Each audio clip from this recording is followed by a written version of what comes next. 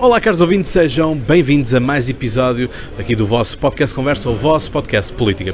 Aqui eu estou, Cláudio Fonseca, com o Sr. Deputado de Rapporte. Monsieur le député, merci d'être ici au podcast et accepter cette invitation, et c'est un plaisir d'être avec vous ici au Le Bourbon. C'est un café très connu pour les politiciens, n'est-ce pas? Donc nous sommes arrière da Assembleia Nacional. Portanto, nós estamos mesmo nas traseiras da Assembleia Nacional, estamos aqui no café Le Bourbon, que vocês podem vir, e é dos mais frequentados por políticos. Portanto, aqui à nossa volta estão todas pessoas políticas ou assessores dos políticos e tudo mais. O deputado de Rapporte é da região do Carvadoso, uma região vinícola, produção de álcool, muito conhecida, assim quase como se fosse o género de Porto, o vinho do Porto, e também é do Partido Socialista, portanto, alguém que também nos vai trazer aqui uma perspectiva do que é que se passa com o Partido Socialista. Donc, j'ai train de vous dire que vous êtes de Calvados, région de Calvados, très bonne région au niveau d'alcool, et que vous êtes du Parti Socialiste. Donc, la première question que je vous pose, c'est qu'est-ce qui se passe avec le Parti Socialiste? Parce qu'on a vu un président Hollande qui a gagné, tout ça. Nous avons une maire de Paris, Anne Hidalgo, qui fait beaucoup de temps à Paris. J'aime bien le travail de Anne Hidalgo à Paris, mais qu'est-ce qui s'est passé avec toute cette chose de Mélenchon qui arrive? Quel est le lieu pour le Parti Socialiste? Comment est-ce qu'on peut repenser la stratégie du Parti Socialiste pour devenir, si on ne parle pas de deuxième ou troisième, aux premières places classement général des partis ici en France? Ce qui est sûr, c'est que la défaite de Anne Hidalgo à l'élection présidentielle, elle n'est pas de nulle part. Il s'est passé déjà en 2017, avec Benoît Hamon. Première avec Benoît Hamon qui a fait 6%. Et donc le Parti Socialiste était déjà en crise. Et il était même déjà en crise sous François Hollande, parce qu'au moment des élections municipales en 2014, il y avait déjà eu perte de beaucoup de grandes villes françaises qui avaient basculé à droite. Par exemple Toulouse, qui était une ville importante, par exemple Metz, voilà, un certain nombre de villes qui ont basculé. Et voilà, le Parti Socialiste, qui était très implanté localement, a perdu un certain nombre de ses bastions locaux. En fait, mais d'abord, vous avez maintenir de votre région, les élections régionales. En fait, en 2015, il y a eu des élections régionales. Le Parti Socialiste contrôlait quasiment toutes les régions et on a perdu la plupart. Il n'a gardé que 5 régions. Alors certes, en 2021, le Parti Socialiste a réussi à garder les régions qu'il détenait déjà. Il a réussi aux élections municipales à garder les villes qu'il avait déjà. Mais en fait, c'était simplement une résistance par rapport, et après le premier choc local de 2014-2015, et après le choc national de 2017. Donc en fait, l'élection et le maintien au pouvoir de François Hollande était finalement une forme de trompe-l'œil, où on ne voyait pas encore la faiblesse du Parti Socialiste, ou l'affaiblissement plutôt du Parti Socialiste, notamment parce que le Parti Socialiste avait pu décevoir certains de ses électeurs au début du mandat de François Hollande. Alors aujourd'hui, on est dans une situation finalement où le Parti Socialiste est en train de se reconstruire progressivement depuis 2018. Alors l'élection présidentielle n'a pas forcément été ce moment-là, peut-être parce qu'on n'avait pas assez préparé cette élection présidentielle, peut-être parce que aussi un certain nombre d'électeurs socialistes n'ont pas apprécié la candidature que nous l'avons portée. Certains disaient qu'elle était trop parisienne, moi je considère que c'était une candidature sérieuse, mais peut-être en effet pas assez en phase avec les attentes et les aspirations des Français. Mais surtout, en fait, ce qui s'est passé, c'est qu'il y a eu un effet de vote utile où, quelques semaines du premier tour, les électeurs se sont tournés massivement vers Mélenchon parce qu'il était en tête de la gauche, et donc les électeurs de gauche se sont dit moi je veux voter utile, et ils ont voté Jean-Luc Mélenchon, pas forcément parce qu'ils croyaient dans Jean-Luc Mélenchon, mais parce qu'il était celui qui avait le plus de chances de se qualifier au deuxième tour. Peut-être parce qu'il parle aussi fort. Un discours plus agressif, c'est ça ce que je veux dire. Je dirais que Jean-Luc Mélenchon a peut-être retrouvé certains des accents que le Parti Socialiste pouvait avoir dans les années 70, avec un discours très orienté vers les catégories populaires. Mais ça, je pense que c'est qu'une partie du facteur qui permet d'expliquer la réussite de Jean-Luc Mélenchon. Le principal facteur, notamment à l'élection présidentielle, je dirais que c'est la moitié de ses voix à peu près, c'est des électeurs qui ont voté dit utile, qui se sentaient à gauche, qui étaient perdus, parce qu'il y avait plein de candidatures pour l'élection présidentielle à gauche, et qui se sont dit celui qui est en tête, c'est Jean-Luc Mélenchon, et donc je vais voter pour lui. Après, la force de Mélenchon aussi, c'est qu'il travaille un projet depuis maintenant une dizaine d'années, et qu'il a construit progressivement, et donc il y a des gens comme Marine Le Pen, qui a projet, réussi ça aussi. Voilà, et qu'il a déjà eu déjà 3 candidatures présidentielles pour préparer le terrain, et donc que finalement il finit par agréger aussi un petit noyau de fidèles qui derrière diffusent. Et nous, en fait, comme on est dans une phase de reconstruction, c'est petit à petit aussi qu'on va réussir à regagner cela. Et je pense que le travail que nous faisons au Parlement, qui est un travail d'opposition dans le cadre de la nouvelle Union populaire écologique et sociale, donc une alliance avec la France insoumise, le Parti communiste, les écologistes et le Parti socialiste, c'est un travail qui va participer aussi à cette reconstruction du Parti socialiste. Ok, je vais résumer, mais je lance déjà la prochaine question, que c'est, est-ce que c'est possible de travailler tous ensemble quand il y a des idées différentes? Mais je reviens vers vous. Donc, portanto, aquilo que eu lhe perguntei foi como é que é possível que um partido como o Partido Socialista tenha tido uma série de maus resultados e como é que é possível o Partido Socialista reconfigurar-se. Portanto, qual é que é a estratégia para voltar a recolocar-se, ou seja, em terceiro, em segundo ou em primeiro lugar, naquilo que é a classificação dos partidos. Aquilo que o deputado de Araporte disse foi que, basicamente, há todo um conjunto de maus resultados que têm vindo a ser feitos desde o tempo de François Hollande, que tem havido uma queda do eleitorado. Por outro lado, esta mesma candidatura de Anne Hidalgo foi vista como uma candidatura demasiado parisiense. Ele não acha isso, acha que foi uma candidatura muito séria, e a questão é que uma das coisas que também o deputado aponta é o facto de o Mélenchon já estar a fazer há basicamente uma década, 10 anos, que anda a fazer um trabalho de campo, e portanto que as soluções que ele vai apresentando, ou a forma do discurso que ele vai apresentando, vai agradando cada vez mais o deputado, o eleitorado de esquerda, e portanto poderá haver aqui uma parte do eleitorado que fugiu para a extrema-esquerda. Aquilo que é a solução apontada pelo deputado é que vai-se fazendo trabalho pouco a pouco no Parlamento, estar a propor as ideias, e terminou a dizer que vamos trabalhando neste grupo dos NUP, portanto esta coligação de comunistas, do Mélenchon, do Partido Socialista, do Partido Ecologista e tudo mais. E aquilo que eu agora lhe perguntei foi, é possível esta coligação durar muito tempo e haver basicamente un bon travail? Donc, en retour, c'est ça ce que je demande. Est-ce que c'est possible? Parce qu'on voit par exemple des propositions de Mélenchon d'être de retour au charbon, mais nous avons aussi des écologistes disant que le charbon, jamais. Non, non. Mélenchon ne dit absolument pas retour au charbon. Ah bon, il y a quelque chose. C'est l'inflation. C'est l'inflation. Pardonnez-moi, je me suis trompé. Vous avez raison. C'est une question d'inflation, de pouvoir d'achat et tout ça. Mais bon, je sais que Mélenchon a dit une chose et que les autres sont d'autre côté. Donc, non. C'est possible de. Bien sûr que la plupart de ce que nous proposons, c'est des idées communes. Parce que on a signé un accord commun avec 650 propositions, et notamment sur la question de la transition énergétique, on est totalement d'accord avec la France insoumise, avec les écologistes, un peu moins peut-être avec le Parti communiste, qui lui est plus pour le nucléaire que ne peuvent l'être par exemple les écologistes ou la France insoumise. Mais les insoumis sont vraiment très très écologistes en fait, par beaucoup d'aspects. Finalement, ce qui nous divise, c'est pas forcément les questions écologiques, peut-être un petit peu sur la question nucléaire, c'est plus les questions internationales, le rapport à l'OTAN, le rapport à l'Union européenne, même si la France insoumise est pour l'euro, pour la monnaie unique, mais elle est contre l'OTAN, par exemple, pour une sortie de l'OTAN. Mais disons que, en dehors de ces débats sur les questions internationales où nous avons des positions qui ne sont pas les mêmes, sur beaucoup de questions, et notamment les questions sociales, comme en ce moment où on parle de la loi pouvoir d'achat, on est vraiment en phase avec les différentes formations, les différents groupes de la nouvelle Union populaire écologique et sociale, et en particulier, parce que vous posiez la question, la France insoumise. Donc on arrive à trouver notre place. Maintenant, c'est des questions d'équilibre, c'est des questions de nuances aussi, des questions de style dans la manière de faire de l'opposition.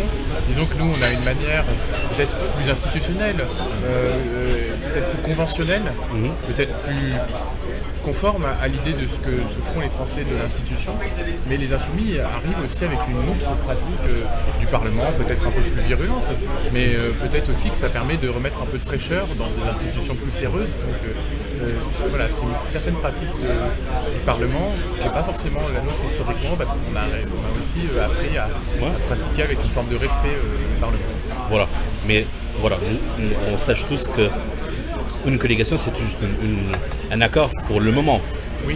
Parce que chaque parti, d'ici à 5 ans, vont tous prendre des places à l'Assemblée nationale. Donc il faut que le Parti socialiste arrive en tête de cette collégation, quelque chose comme ça, pour gagner, pour discuter même des lieux, des places au même endroit. Alors ce qui est sûr... Parce que je suis sûr que vous ne serez pas capable de céder votre place à quelqu'un du Parti communiste, d'écologie, tout ça. Vous savez, on a fait un accord électoral où il y avait une candidature unique de toute la gauche dans chacune des 577 circonscriptions. Nous, pour le Parti socialiste, sur les 577 circonscriptions, il n'y en avait que 70, un peu plus, qui étaient socialistes. On a réussi à céder des places au niveau des différentes circonscriptions électorales pour le Parlement. Donc on sait aussi se mettre d'accord et maintenant la question c'est de savoir si cet accord il est durable ou pas. Aujourd'hui on avance jusqu'au maximum de ce qu'on peut avancer dans le cadre de cette coalition parce que moi j'ai été élu par des électeurs qui espéraient dans l'union de la gauche, qu'on avait marre de voir la gauche se diviser. Et finalement il y a un espoir finalement qu'on soit plus unis, plus mûrs, plus intelligent que ce que nous avons été auparavant où nous étions énormément divisés. Parce que j'ai l'expérience au Portugal, nous avons eu le Parti socialiste, l'extrême gauche, le Parti communiste, ils ont tous amis, mais quand l'élection arrive, l'amitié est déchirée. Vous voyez, c'est pour ça que je pose cette question. Alors, on verra lors des prochaines élections. Moi, je ne peux pas prédire ce qui se passera de manière très pratique, mais aujourd'hui, ce que je note, c'est que ça se passe bien. Voilà. Et j'espère que ça se passera au mieux pour les fois suivantes. Évidemment qu'on a des lignes qui ne sont pas totalement identiques, évidemment que nous avons des différences, mais nous avons aussi beaucoup de complémentarité et beaucoup de combats à mener en commun par rapport au macronisme. En fait, ce qui nous rassemble, nous, la nouvelle Union populaire écologique et sociale, la NUPES, c'est beaucoup plus important que ce qui finalement nous différencie par rapport au macronisme, où là, on voit bien qu'il y a une frontière très nette entre le macronisme et nous, notamment d'un point de vue intellectuel, idéologique, par rapport à une philosophie très libérale du pouvoir actuel, et nous beaucoup plus protectrice des droits sociaux, des travailleurs, notamment. Vous croyez que Léon Blum sera fier de cette NUPES ou quoi? Léon Blum, c'est finalement celui qui a construit le Front populaire. Alors certes, à l'époque, le Front populaire, le pôle dominant, c'était, au moment des élections législatives, le Parti socialiste. Là, on a bien vu, on a mesuré que nous n'étions pas en position favorable. On verra dans les années qui viennent si on arrive à reconstruire un socialisme fort. Peut-être que les rapports seront plus équilibrés dans des coalitions futures. Mais aujourd'hui, on part d'un État où le Parti socialiste est en effet très faible au niveau national. Il reste fort au niveau local, assez implanté dans certains bastions, mais faible au niveau national. Et finalement, ce qui compte dans les élections législatives, c'est notamment le poids du parti au niveau national. Et donc là, l'objectif, c'est évidemment de reconstruire une force politique. On va essayer, on va y travailler. Oui, bien sûr. Je vous laisse la dernière question, je vais résumer. Donc, quelle doit être la place de la France au monde? D'accord? C'est uma questão assim difícil, mas bom.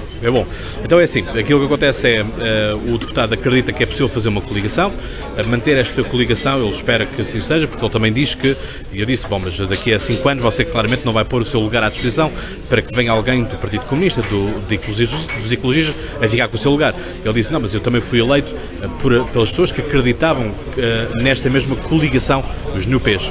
Portanto, isso para ele conta bastante e ele tem um acordo assinado para fazer mais de 600 projetos de lei comuns. Houve aqui uma dissonância na ecologia, um erro da minha parte que misturei com a inflação, mas aquilo que diz é que existe um acordo escrito, um acordo que é para fazer. Obviamente que ele diz que o partido a France Insoumise, portanto a França Submissa de Mélenchon, tem uma forma mais violenta, mais agressiva de falar no Parlamento, mas que o Partido Socialista vai querer fazer uma outra posição. Para terminar também, disse que o Partido Socialista continua a ser uma grande força local, regional, mas que, obviamente, aquilo que conta, quer seja para as eleições presidenciais, quer seja também para a Assembleia Nacional, é que seja uma força nacional e, portanto, vão procurar fazer o trabalho de reconquistar esse mesmo trabalho, essa mesma força nacional. E, por último, coloquei-lhe a última pergunta, que é qual deve ser o lugar da França no mundo. Alors. Et bien, du coup, la place de la France dans le monde, je pense que c'est déjà la place qu'elle a déjà eue et occupée, c'est-à-dire un pôle qui contribue à défendre les droits fondamentaux à l'échelle planétaire. En tant que socialistes, nous sommes internationalistes, c'est-à-dire que nous défendons l'international des droits humains. Et donc la protection des travailleurs, la lutte internationale contre la peine de mort, ça c'est des combats que la France doit porter dans le monde. Maintenant on est dans un contexte aussi de forte incertitude, notamment géopolitique, liée à la guerre en Ukraine, liée aux positions dangereuses de Vladimir Poutine.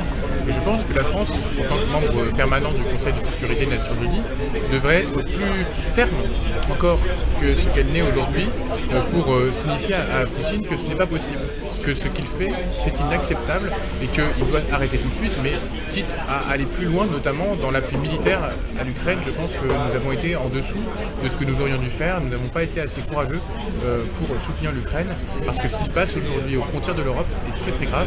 Et donc voilà, la France doit être aussi moteur dans la construction d'une défense européenne et d'une réaction plus énergique face à l'Ukraine. Voilà la position notamment que je défends. Mais qu'est-ce qu'on peut faire encore au niveau de ce sujet de l'Ukraine, parce que Vladimir Poutine a dit que quand on ait reçu un appel de Macron, il sait que c'est un massacre au téléphone.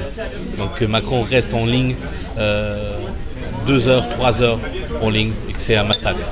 Oui, en fait Macron est très bavard, mais des fois ça ne débouche pas assez.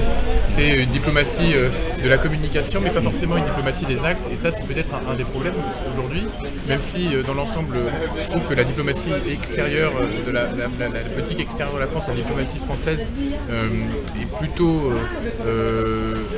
de dialogue. Dans un dialogue, dans ce qu'on pourrait porter. Mais je pense que Emmanuel Macron n'est pas assez ferme à l'égard de la Russie. Il a été trop complaisant sur la première partie de son mandat, et aujourd'hui, je pense qu'on peut s'en mordre les doigts parce qu'on a laissé passer beaucoup de choses à Vladimir Poutine, alors qu'on aurait dû dire stop plus tôt. Bon, mais ça vient déjà de Sarkozy, de François Hollande, de oui, Merkel François surtout. Hollande, par exemple, avait été plus ferme avec Poutine, notamment lors en 2014, lors de la crise en Crimée, évidemment. Il y avait eu plus d'implication et plus de fermeté de la France à l'égard de Poutine. Et je trouve que Macron a été trop dans une logique de compromis ou de dialogue, alors que finalement on voit bien qu'il est difficile de dialoguer avec Vladimir Poutine. Donc je fais juste une petite progression avant de finir. Donc là-bas, la statue de général de Gaulle, il y a une citation qui dit qu'il y a presque un contrat entre la paix mondiale et le lieu de la France. Donc vous êtes d'accord avec cette phrase? Oui, je pense que la France doit être sur une puissance de paix, mais pour être une puissance de paix, il faut savoir aussi dire à ceux qui veulent la guerre que ce n'est pas possible. Et défendre la paix, c'est aussi savoir être ferme sur ses principes, et peut-être être plus ferme encore que nous sommes aujourd'hui à l'égard de Vladimir Poutine. Merci. Portanto, aquilo que foi dito é que basicamente a França deve ter um lugar, e tem um lugar especial porque faz parte do Conselho de Segurança da ONU, e que Macron é muito barulhento, bavard, portanto fala muito falador, mas depois naquilo que é a concretização acaba por falhar um pouco mais. Portanto, segundo aqui o deputado de Laporte, devia ser mais sério naquilo que é, e recorda aquilo que foi a ação em 2014, quando foi a guerra da Crimeia, com o François Hollande, que terá tido um discurso muito mais fechado, mais apertado em relação a Vladimir Putin, e que a França deve ser capaz de, enquanto potência da paz mundial, de fazer frente àqueles que querem fazer a guerra, e obviamente que a Ucrânia marca o discurso do dia, e as coisas são assim. Monsieur le député, je remercie vraiment cette opportunité. Et c'était un plaisir, vous êtes le premier député français à être ici, donc... Et bonjour aux amis portugais, alors. Ouais. Voilà. Ah, vous avez des amis portugais, mais ici non, mais Portugal. je dis bonjour aux amis portugais de Ah, la ok. France. Ah, ok. De manière plus générale, mais j'ai des amis portugais, oui. Ok, pronto, o deputado a dizer que tem amigos portugueses, enfim, les portugais sont partout, hein, vous voyez. Notamment en France, il y a beaucoup de... Oui, bien sûr, c'est comme ça. Donc, je remercie, e caros ouvintes, já sabem, ficamos então por aqui. Esta foi a entrevista possível e pronto. Obrigado a todos por estarem desse lado, já sabem, subscrevam, deixem o like, e um abraço aqui do deputado para todos vocês, para os amigos portugueses, como ele disse. Um abraço. Obrigado.